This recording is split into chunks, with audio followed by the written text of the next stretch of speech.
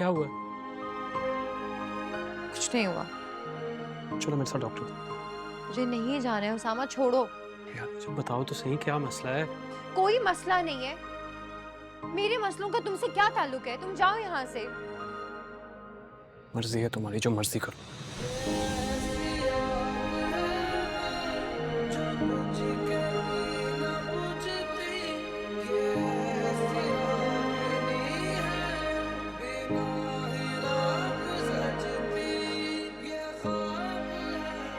अगर मुझे कोई बड़ा फैसला लेना पड़े, क्या तुम मेरा साथ दो?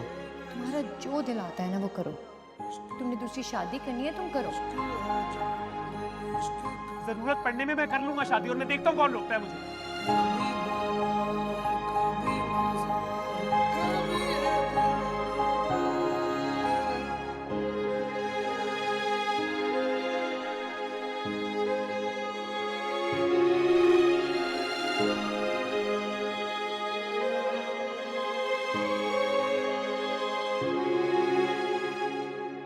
मॉम, उनकी तबीयत काफी खराब है, आप प्लीज उसे देख लें।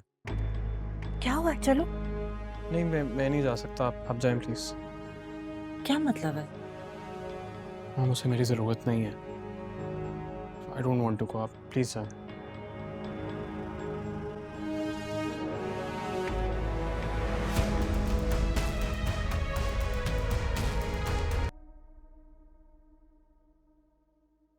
अस्सलाम वालेकुम। मैडम, तुम क्यों आई हो बाहर इस हालत में? वो मम्मी शावर ले रही थी।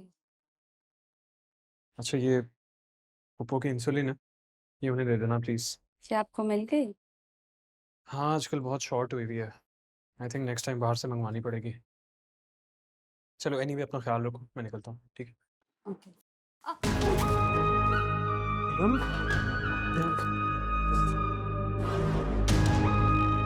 आ जाओ। ठीक हो? जी।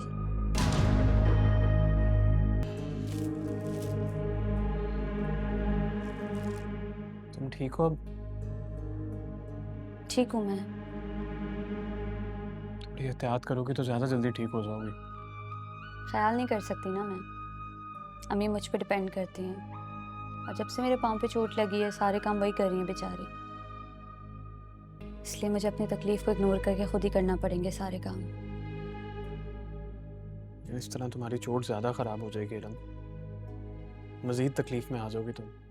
खैर है, ये तकलीफ़ें सह सह कर अब तो आदत हो गई है।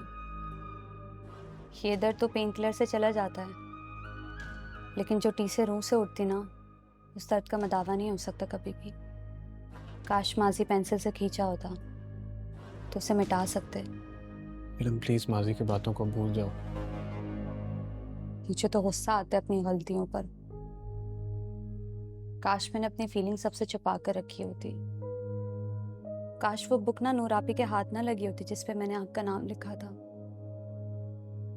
नूर आपी ने तो मेरी फीलिंग्स का तमाशा बना दिया पूरे खानदान के सामने। इलम, तुम नूर को गलत ब्लेम कर रही हो, उसका इस सब में कोई कसूर नहीं है। आप हमेशा नूर आपी को गलत डिफेंड करते हैं। आप ही मुझे बताएं ना, क्या मैंने आपको कभी भी एहसास होने दिया कि मैं आपसे? कैसे पता चला आपको ये? मुझे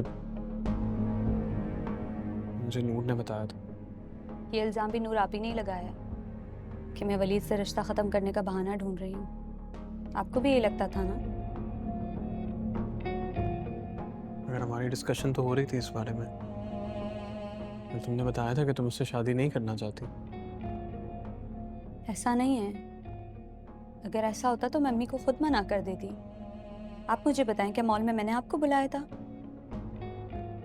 मैं नहीं चाहती थी कि मेरी माँ बाप की इंसल्ट हो या मेरे सर से बाप का साया उठ जाए, हम सड़क पर आ जाए। मैं ऐसा बिल्कुल भी नहीं चाहती थी।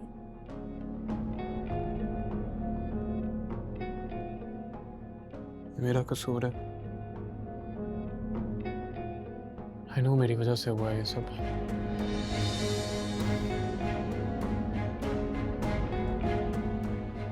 इलम प्लीज़ मुझे माफ़ कर दो यार। कर दिया माफ़ मैंने आपको। हर उस गलती के लिए माफ़ कर दिया जो मुझ पे टूटी। लेकिन मैं कब तक सहूँगी, आप मुझे बताएं।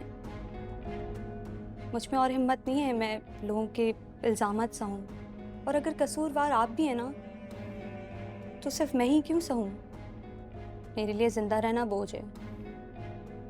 खुद को मेरी जगह रख के ज़रूर देखिएगा, सोचिएगा उस लड़की पे क्या बीतती है जिस पे रोज़ इल्ज़ामात लगते हैं।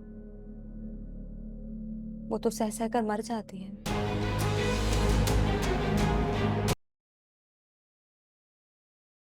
उसामा, इधर आओ।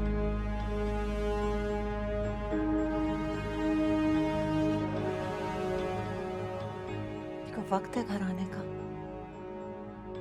अपने घर वालों की कोई परवाह नहीं है, कोई एहसास, कोई जिम्मेदारी है? हाँ, नहीं है मेरे अंदर एहसास जिम्मेदारी। मैं मानता हूँ मॉम, मैं हूँ गैर जिम्मेदार, मैं मानता हूँ, आई एडमिट इट। आज तक जो भी मसले हुए हैं उनका जिम्मेदार मैं ही तो हूँ। नहीं, ऐसा नहीं बेटे, तुम तो बहुत अच्छे बेटे हो और हम सबका ख्याल रखो। क्या मिल गया मुझे सबका ख्याल करके? बताएं मुझे। इतनी सी एक्नॉलेजमेंट, इतनी सी अप्रिसिएशन, नहीं, नथिंग। कोई मेरा इतना सा एहसास नहीं करता। और क्या मिलता है मुझे एंड पे? ब्लेम्स, शिकायत, इल्जामात, शक। नहीं बेटे, नहीं, ऐसा तो नहीं। मैं शिकायत तो नहीं कर रही थी। मैं सिर्फ समझा रही हूँ कि इस वक्त नूर को तुम्हारी जरूरत है, उसका ख्याल रखना है, और प्लीज राबिया से मिलना बंद कर दो। कितना ख्याल रखूं उसका?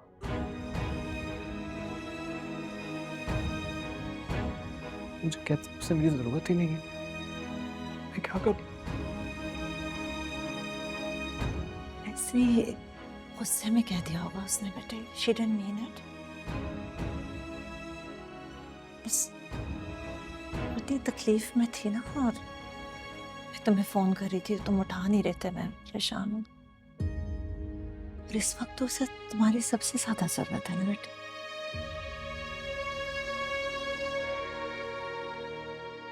देखता हूँ। वो इस वक्त घर पे नहीं है। घर पे नहीं है? कहाँ गई है? मुझे यही मुनासिब लगा कि Samina.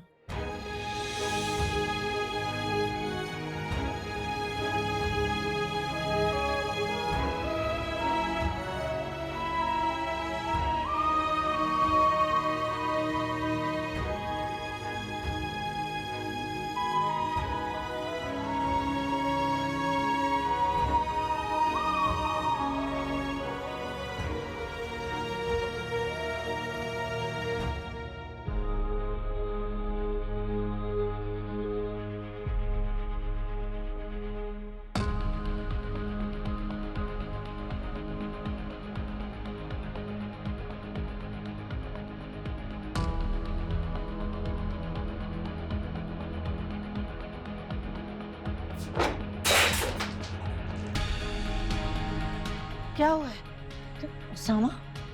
Are you okay?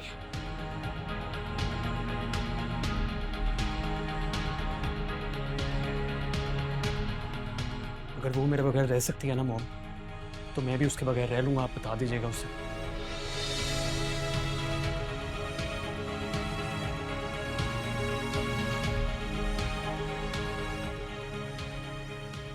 Just calm down। मैं साफ करवाती हूँ।